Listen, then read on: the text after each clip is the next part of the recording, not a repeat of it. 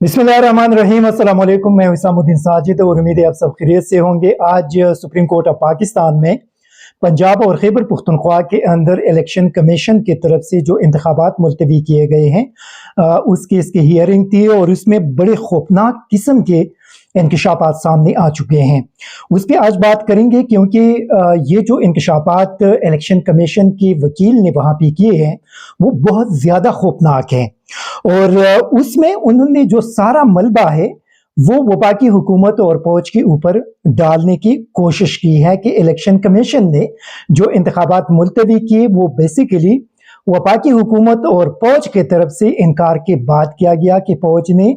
वहाँ पे security forces देने से इनकार कर दिया और वफाकी हुकूमत ने पैसे देने से इनकार कर दिया और साथ वजारत दाखिला ने पैरा मिलिट्री फोर्सेस देने से इनकार कर दिया, जिसके बाद इलेक्शन कमीशन के पास कोई दूसरा रास्ता नहीं था और इसी वजह से उन्होंने इलेक्शन को मुलतवी कर दिया। ये आज काफ़ी तफसीली उसमें बहस हुई और इलेक्शन कमीशन की वकील ने बड़ी तफसील के साथ मुअज़्ज़ज़ जज साहिबान के सामने अपना मौक़िफ़ पेश करने की कोशिश की। उसके साथ साथ उसके अंदर कुछ और भी ऐसी चीज़ें हो गई कि इलेक्शन कमीशन का जो वकील था वो मुअज़्ज़ज़ जज साहिबान के सवालात जब उन्होंने सवालात उठाए तो उसका जवाब देने की पोजीशन में नहीं थे। जब चीफ जस्टिस साहब और दीगर मुअज़्ज़ज़ जज साहिबान ने यह सवाल उठाया कि इलेक्शन कमीशन ने किस कानून के तहत सदर मुमलिकत की तरफ से जो पंजाब के अंदर 30 अप्रैल को इलेक्शन कराने का डेट दिया था उसको ओवररूल करके 8 अक्टूबर को इलेक्शन कराने का एक किस्म का ऐलान किया, किस कानून के तहत ये हुआ है। तो वहां पे उनके पास कोई जवाब नहीं था कि वो किस कानून के तहत ये सारी चीजें हो गई। फिर वहां पे ये भी सवालात उठाए गए कि इलेक्शन कमीशन के पास क्या ये इख्तियार था कि उन्होंने 8 अक्टूबर का डेट मुकर्रर कर दिया, क्या इलेक्शन कमीशन के पास ये गारंटी थी कि 8 अक्टूबर को ये इंतखाबात होंगे, तो उसका कोई जवाब उनके पास नहीं था। लेकिन अभी आते हैं कि उसमें खौफनाक किस्म के इंकशाफात क्या कुछ उन्होंने वहां पे किए। देखिए, एक तो खैबर पख्तूनख्वा के हवाले से ये बताया गया कि इंटेलिजेंस एजेंसीज ने इलेक्शन कमीशन को बताया है कि खैबर पख्तूनख्वा के 80% इलाके पर इस वक्त दहशतगर्दों की एक किस्म की हुकूमत है। वहाँ पे हुकूमती रेट मौजूद नहीं है, वहाँ पे उन्होंने शेडो हुकूमतें कायम की हैं। ये खैबर पख्तूनख्वा के हवाले से उन्होंने बताया है। फिर साथ साथ जो कच्चे का इलाके है, मतलब पंजाब के जनूबी पंजाब के अंदर, वहाँ पे ये बताया गया कि वहाँ पे ऑपरेशन का सिलसिला जारी है। वहाँ पे मियांवाली में तालिबान मौजूद है, उन बक्कर के अंदर तालिबान मौजूद है, बाकी इलाकों के अंदर तालिबान मौजूद है, उनके वहाँ पे रेट है और हुकूमत के रेट मौजूद नहीं है। देखिए, ये बड़े खौफनाक किस्म की इंकशाफात हैं और ये इंकशाफात कुछ ऐसी है जिसका ग्राउंड पे कोई हकीकत नहीं है। ये जिसने भी ये काम किया है, जिसने भी ये काम किया, ख्वाब वफाकी हुकूमत के कहने पे ये सारी चीज़ें हुई हैं या इस्टेब्लिशमेंट के कहने पे हुई है, लेकिन इससे पाकिस्तान को बहुत ज़्यादा नुकसान पहुंचाया गया। जो एक पार्टी को, एक पीडीएम को बचाने के लिए पूरे मुल्क को दाव पे लगाना, मुझे ये समझ नहीं आ रहा कि जब मैं वहाँ पे ये चीज़ें सुन रहा था और ये सारी चीज़ें रिपोर्ट हो रही थी तो मैं हैरान था कि ये लोग जो इस किस्म के रिपोर्ट्स उन्होंने इलेक्शन कमीशन के सामने रख दिए थे और उनको इस चीज़ का इल्म था कि अगर इलेक्शन कमीशन ये फैसला करेंगे तो उसके खिलाफ कोई भी जमात सुप्रीम कोर्ट के अंदर जाएंगे, वहाँ पे ये चीज़ें पब्लिक होंगे और ये चीज़ें सिर्फ पाकिस्तानी अवाम के सामने पब्लिक नहीं होंगी बल्कि ये इंटरनेशनल मीडिया के अंदर रिपोर्ट होंगे। और जब ये इंटरनेशनल मीडिया के अंदर रिपोर्ट हो जाए तो पाकिस्तान एक एटमी कुव्वत है और आप बाहर दुनिया को बता रहे हैं कि इस वक्त पाकिस्तान का अफगानिस्तान बॉर्डर के साथ एक बहुत बड़ा जो सूबा है वो इस वक्त दहशतगर्दों के कंट्रोल में है, वहाँ पे हुकूमती रेट मौजूद नहीं है। आप ये बताने की कोशिश कर रहे हैं कि 80% जो सूबा है और उससे मुल्हका पंजाब के जो अजला है वहाँ तक तालिबान पहुँच गए हैं। क्या मैसेज आप इंटरनेशनल कम्युनिटी को दे रहे हैं और उसके असरात पाकिस्तान पे क्या पड़ेंगे। क्या आप लोगों ने ये सोचा था कि जब इस किस्म की रिपोर्ट्स आप लोग वहाँ पे इलेक्शन कमीशन के सामने सिर्फ इसी मकसद के लिए सबमिट करा रहे थे और वहाँ पे अपना ओपिनियन दे रहे थे ताकि हम पीडीएम को बचा सके और इमरान खान को इक़्तिदार में आने से रोक सके, सिर्फ इसी एक मकसद के लिए आप लोगों ने पाकिस्तान को कितना बड़ा नुकसान पहुंचा दिया है? क्या कभी ये सोचा गया था? अभी सवाल ये है कि जिन लोगों ने ये रिपोर्ट्स वहाँ पे दिए हैं, क्या इन लोगों ने अपने सरबराहान से इजाज़त लेकर ये सारी रिपोर्ट वहाँ पे दिए थे? और अगर उनके सरबराहान की इजाज़त इसके अंदर शामिल थी तो क्या उन्होंने एक लम्हे के लिए ये सोचा था कि इस किस्म की चीज़ें जब पाकिस्तानी अवाम और इंटरनेशनल मीडिया के सामने आएंगे और ये इंटरनेशनली रिपोर्ट होंगे तो उसके असरात पाकिस्तान पर क्या पड़ेंगे? क्या ये सोचा गया था? ये बड़ा जेन्युइन और बुनियादी सवाल है और इस पे इन मुतालिका सरबराहान और मुतालिका हुकाम को सोचना चाहिए कि क्या पीडीएम के सियासी मुफादात के लिए पाकिस्तान को इतना बड़ा नुकसान पहुंचाना ये कितना बड़ा जुल्म है। ये थोड़ा सा इस पे सोचना चाहिए कि ये जो जुल्म जिन लोगों ने किया है, क्या उन्होंने पाकिस्तान की खिदमत की है या पाकिस्तान के साथ एक बदतरीन जुल्म किया गया है? ये बड़ा जेन्युइन सवाल है। उसमें चीफ जस्टिस ने ये भी सवाल उठाए कि ये जो सूरत हाल है पिछले 20 साल से पाकिस्तान के अंदर यही सूरत हाल चल रही है और इन 20 सालों में पाकिस्तान के अंदर 2008 में, 2013 में और 2018 में इंतखाबात भी हुए। उन्होंने मुख्तलिफ ममालिक का भी हवाला दिया कि वहाँ जंगों के दौरान इंतखाबात हुए हैं। फिर यहाँ पे ये बताया गया कि सिक्योरिटी फोर्सेस की कमी की वजह से हम ये इलेक्शन नहीं कर सकते। लेकिन अभी आ जाए यहाँ पे कुछ और भी बड़े बुनियादी पॉइंट्स उसके अंदर हैं। जो निगरान हुकूमत पंजाब की है या जो खैबर पख्तूनख्वा की है, वहां से उनके वकला की तरफ से जो दलाइल या जो बात की गई, उन्होंने भी इसी चीज को सपोर्ट करने की कोशिश की कि इंतखाबात एक साथ होने चाहिए, मतलब अक्टूबर में होने चाहिए। जिस वक्त पर मुअज़्ज़ज़ अदालत ने उनसे ये सवाल किया कि क्या आप लोगों ने आईन या कानून पढ़ा है, आप लोगों के पास ये इख्तियार है कि आप इस किस्म की बात करें, क्योंकि आईन के अंदर बड़ा क्लियर है कि सिर्फ 111 दिन के लिए निगरान हुकूमत रह सकती है, उसके बाद फिर वो गैर कानूनी हो जाती है और फिर निगरान हुकूमत ऑटोमेटिकली ख़त्म हो जाती है। लेकिन यहाँ पे आप देख लें कि जो निगरान हुकूमतें हैं और पीडीएम की हुकूमत है वो एक दूसरे के साथ किस हद तक मिली हुई है। ये जो बात की जा रही है कि ये निगरान हुकूमतें पीडीएम की एक्सटेंशन है, तो उसमें वजन इसी वजह से है कि यहाँ पे निगरान हुकूमतें सेम पेज पे पीडीएम के साथ चल रही है। जिस तरह के गवर्नर खैबर पख्तूनख्वा उनके साथ चल रहा है, जिस तरह के गवर्नर पंजाब इनकार कर रहे थे और जिस तरह के मोहसिन नकवी इनके साथ चल रहा है। फिर सुप्रीम कोर्ट ऑफ पाकिस्तान ने कल सेक्रेटरी खजाना डिफेंस और दाखिला को तलब किया है, क्योंकि यहाँ पे सवाल ये उठाया गया है कि ये पैसे नहीं दे सकते। अभी यहाँ पे शायद सुप्रीम कोर्ट ये सवाल भी उठाएंगे कि अगर मरकजी जो हुकूमत है, पीडीएम की हुकूमत है, वो अपने एमएनएस को 1-1 अरब रुपए का फंड्स दे सकते हैं, तो ये इलेक्शन के लिए 20 अरब रुपए का फंड्स किस तरह नहीं दे सकती। इनके तकरीबन 172-174 एमएनए है, तो अगर 172 या 174 एमएनएस को 174 अरब रुपए दे सकते हैं, तो क्या उन 174 अरब रुपए से 20 अरब रुपए की कटौती नहीं हो सकती कि ये इंतखाबात हो जाए? क्या उन एमएनएस को ये फंड्स देना ज्यादा जरूरी है मुल्क के लिए, या ये इलेक्शन करवाना ज्यादा जरूरी है मुल्क के लिए? ये एक बुनियादी सवाल है। और अभी शायद कि सुप्रीम कोर्ट कल ये नुक्ता वहां पे उठाए, क्योंकि आज चीफ जस्टिस साहब ने यही कहा कि जमहूरियत किसी भी मुल्क की तरक्की के लिए और वहां पे उस मुल्क को आगे ले जाने के लिए बहुत ज्यादा जरूरी है। इंतखाबात अगर होंगे तो जमहूरियत मजबूत होगी। अगर इंतखाबात के साथ यही खिलवाड़ होगा जिस तरह के इलेक्शन कमीशन और पीडीएम करने की कोशिश कर रहे हैं, तो उससे फिर मुल्क पे बुरे असरात पड़ते हैं। लेकिन अभी सवाल यह है कि यहाँ पे बड़े इंटरेस्टिंग चीज़ ये हो गई कि इलेक्शन कमीशन के वकील के पास कोई भी ایک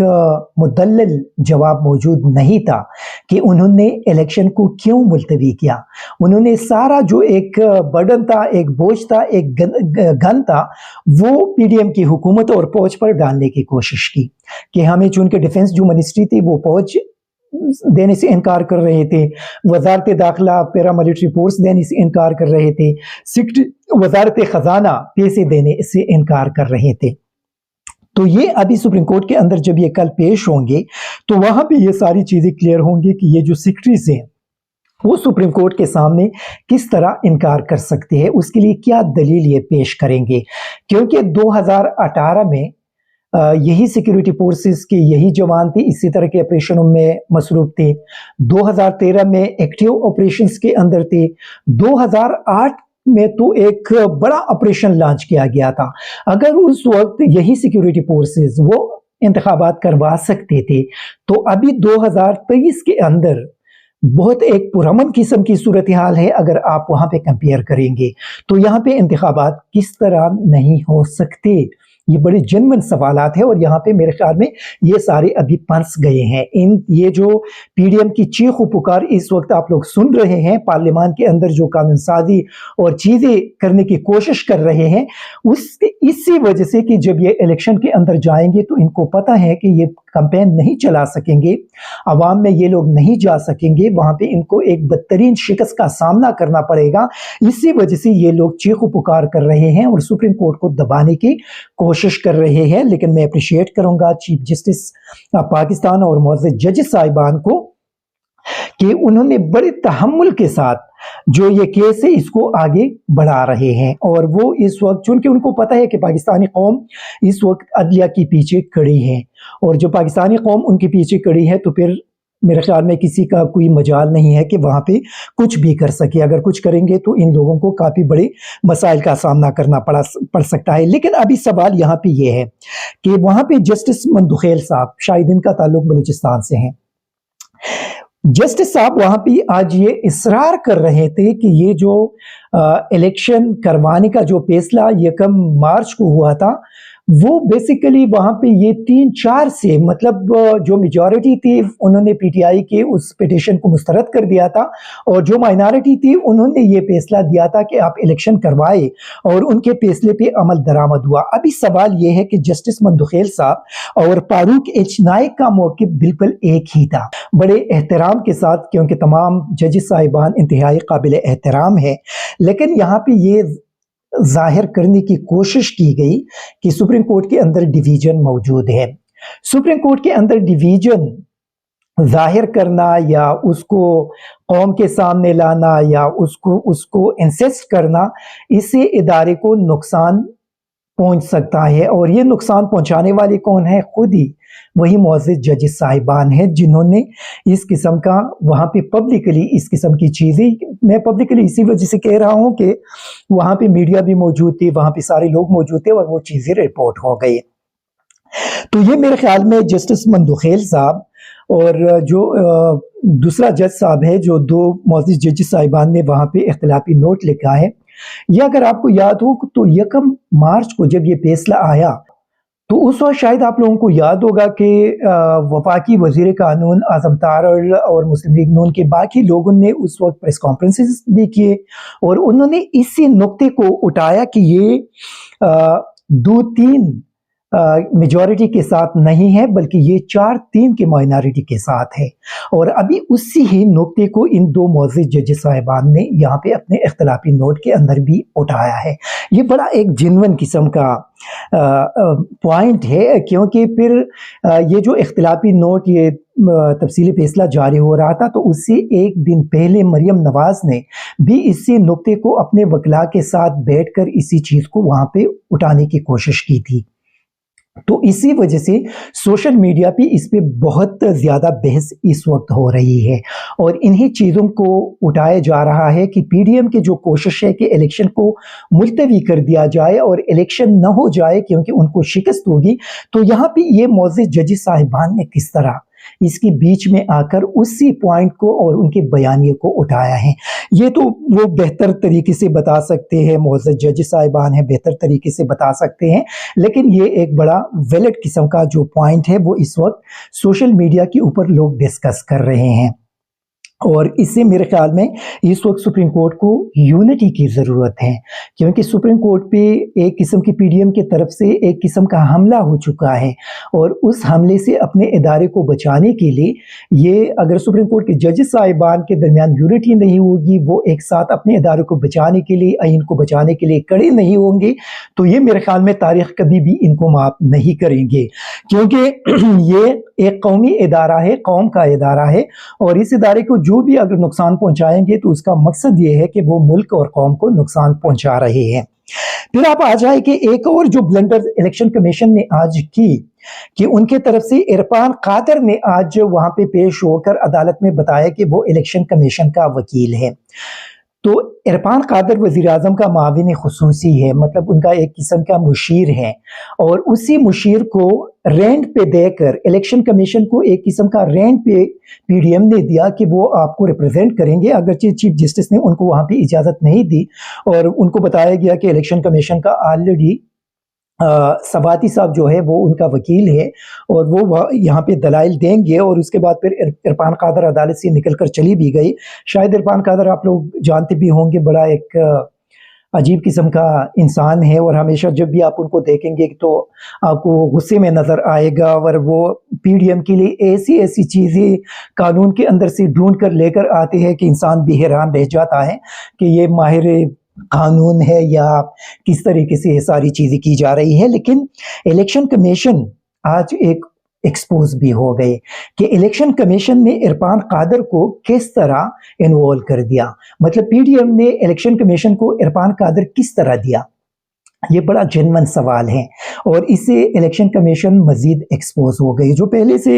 ایکسپوز ہو گئی تھی، اور پہلے سے عمران خان بھی کہہ رہے ہیں، ان کی پارٹی کے دوسرے لوگ بھی کہہ رہے ہیں، جو انڈیپینڈنٹ جرنلسٹ ہے وہ بھی یہی کہہ رہے ہیں کہ الیکشن کمیشن نیوٹرل نہیں ہے، غیر جانبدار نہیں ہے۔ الیکشن کمیشن اس وقت ایک قسم کا پی ڈی ایم کا بی ٹیم کے طور پہ اپنا کردار ادا کر رہے ہیں، اور اسی الیکشن کمیشن سے آپ کس طرح یہ توقع کریں گے کہ یہ آزادانہ، منصفانہ اور شفاف انتخابات کریں گے، یہ بہت مشکل ہے۔ لیکن پھر بھی پاکستانی عوام وہاں پہ میرے خیال میں کسی کو ریگنگ کرنے کی اجازت نہیں دیں گے، اور لوگ اپنے ووٹ کا خود حفاظت کریں گے، جس طرح کہ جولائی میں کیا تھا یا اس کے بعد قومی اسمبلی کے انتخابات کے دوران کیا تھا۔ اگرچہ سندھ کے اندر تو وہ تحفظ نہ ہو سکا کیونکہ وہاں پہ بڑے ایک بدماش قسم کے لوگ ہیں، لیکن یہ ہے کہ اس مرتبہ اگر سندھ کے اندر پیپلز پارٹی کی حکومت نہیں ہوگی اور وہاں پہ عام انتخابات ہوں گے تو پھر قوم وہاں پہ لوگ اپنے ووٹ کا تحفظ کریں گے، اور پیپلز پارٹی کو یہ موقع نہیں دیا جائے گا کہ وہ زبردستی وہاں پہ ریگنگ کری یا کچھ اور کرے۔ لیکن اس کے ساتھ ساتھ یہ جو صورتحال اس وقت چل رہی ہے، میرے خیال میں اس وقت یہ تمام جو ادارے ہیں اور الیکشن کمیشن ہے وہ بری طرح ایکسپوز ہو گئے ہیں، اور ایکسپوز ہونے کے بعد قوم کے اندر ان کے حوالے سے جو ایک قسم کا غم و غصہ تھا اس میں مزید اضافہ ہوا ہوگا، اور یہ اضافہ پھر قوم الیکشن کے دن اپنے ووٹ کے ذریعے نکالیں گے، اور اس کا جو سارا نقصان ہے وہ پی ڈی ایم کی جماعتوں کو ہوگا۔ پیپلز پارٹی کو بدترین شکست ہوگی، مسلم لیگ کو، جے یو آئی کو، اے این پی وغیرہ کو، ان کو ایک بڑی مشکل قسم کا صورتحال کا سامنا کرنا پڑے گا۔ ابھی آ جائے ایک اور بڑا امپورٹنٹ ایک اور ایشو ہے، اور شاید آپ لوگوں نے کل دیکھا ہوگا، رانا تنویر جو ایک وفاقی وزیر ہیں اور اس نے قومی اسمبلی کے اندر انتہائی غلیظ،